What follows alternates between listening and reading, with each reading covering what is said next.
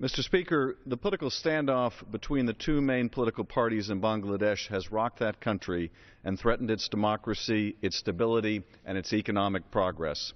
Throughout 2013 and the run-up to elections last week, a series of general strikes paralyzed Bangladesh, and hundreds were killed in clashes between rival political factions.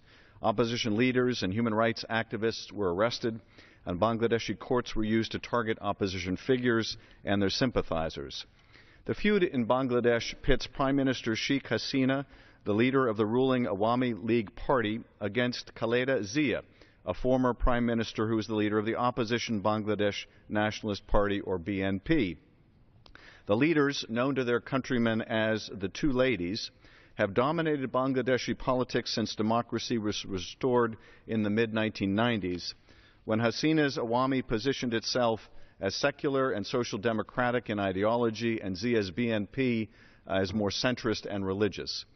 Tense relations between the two women and their supporters were further inflamed last year when a third party allied with BNP was barred from participating in the elections, and the government declined to dissolve itself in favor of a caretaker government that would exist only to supervise the elections.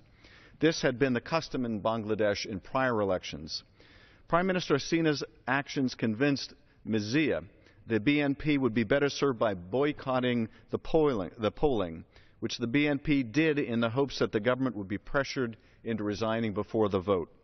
When the government did not accede to the BNP's demands, the opposition took to the street.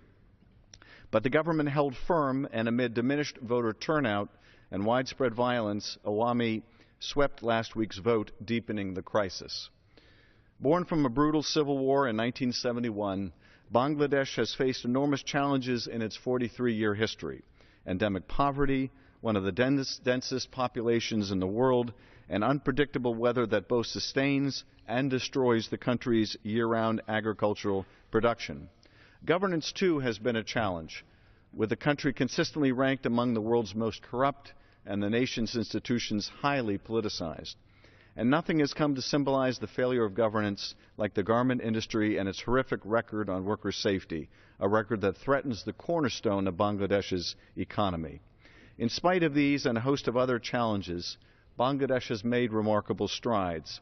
According to a report issued by the World Bank last June, from 2000 until 2010, Bangladesh experienced steady and strong GDP growth of nearly 6% per year on average. Even so, about a third of Bangladeshis live in poverty, and economic hardship is especially prevalent in the rural parts of the country. Given the country's history, its recent progress, and the hurdles remaining, if Bangladesh is to reach its goal of becoming a middle-income country by 2021, the question of governance is central and makes the political standoff that has gripped the country even more tragic and counterproductive. Bangladesh's middle-income aspirations are contingent on a significant rise in GDP growth and broad reform agenda, neither of which is possible under current conditions. Fortunately, there is a precedent that could allow for an exit from the impasse through new elections. In February 1996, elections were boycotted by Awami and other opposition parties, and the BNP took all of the seats, touching off a crisis of legitimacy similar to that now gripping Dhaka. 4 months later, new elections were held under the auspices of a caretaker government, and the outcome favored Awami. Now, as then, the time has come for cooler heads to prevail and a new election to be called that will give all parties the time and space needed to organize and campaign. The recent release of Ms. Zia from house arrest should be followed by the release of others detained for political reasons. There should be a mutual pledge of nonviolence, guarantees of non-interference in political campaigning by police and security forces, and a pledge to respect the people's mandate.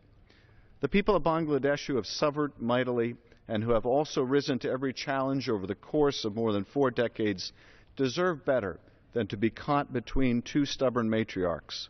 New elections should be scheduled, and Bangladeshi voters given a free and fair chance in determining their country's future. Mr. Speaker, I yield back.